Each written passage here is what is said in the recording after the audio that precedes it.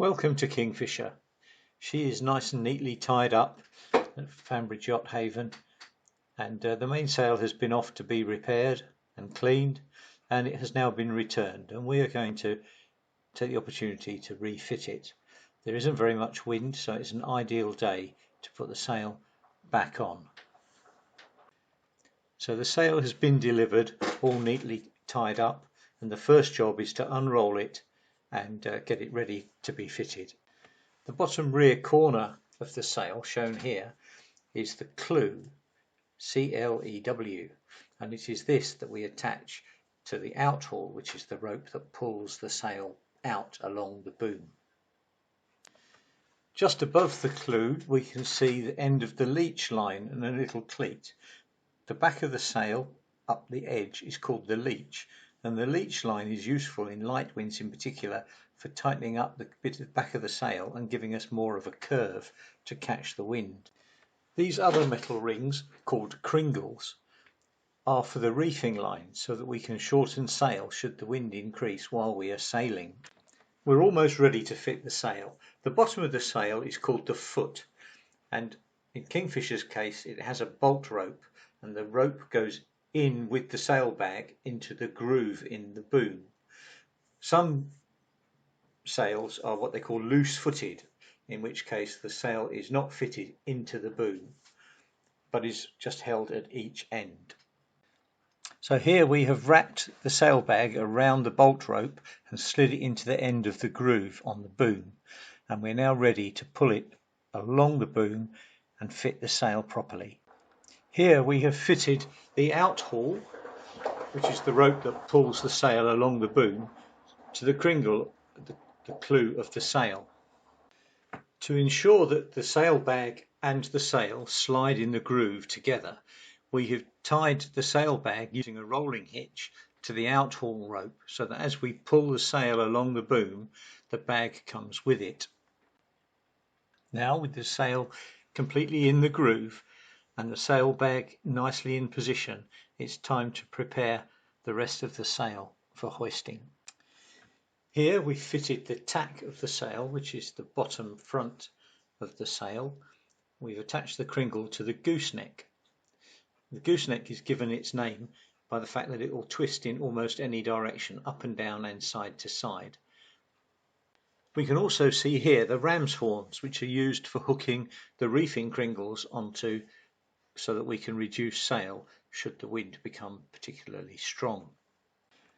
So the bottom of the sail was called the foot, so the top of the sail is called the head, and the triangular piece of metal on this sail is the headboard, and it's this that we attach the halyard to for pulling the sail up.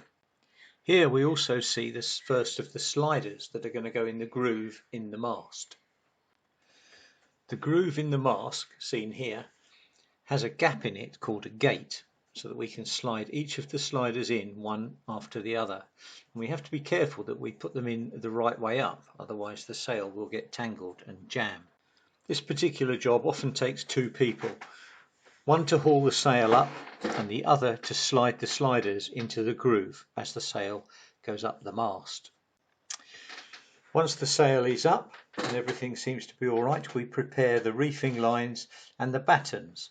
The reefing lines are the lines that we use for pulling the back of the sail down when we want to reduce sail, and the battens are there to give the sail some shape.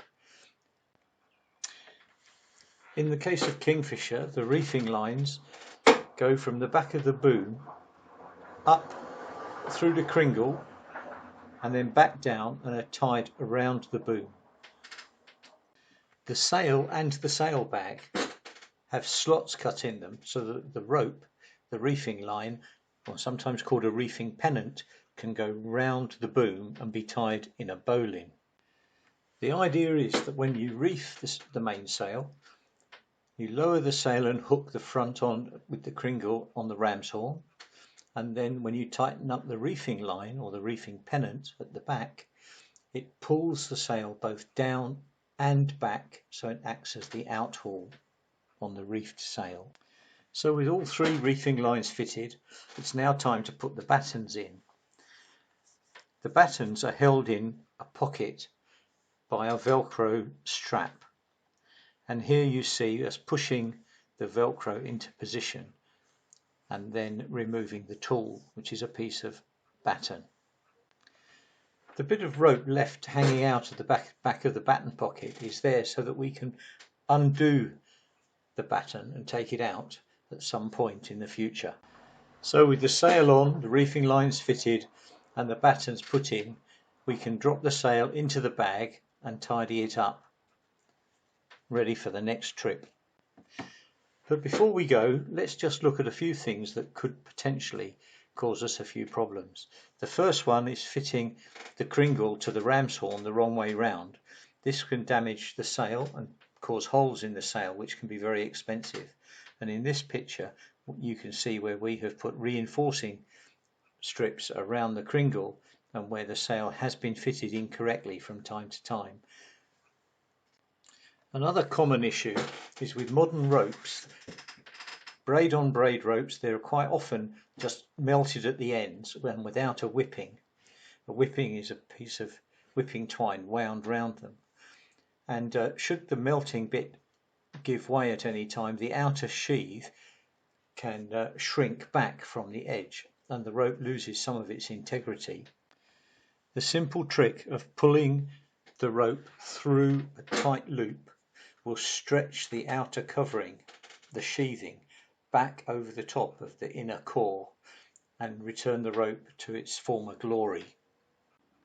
We hope you found this short video on fitting a sail useful.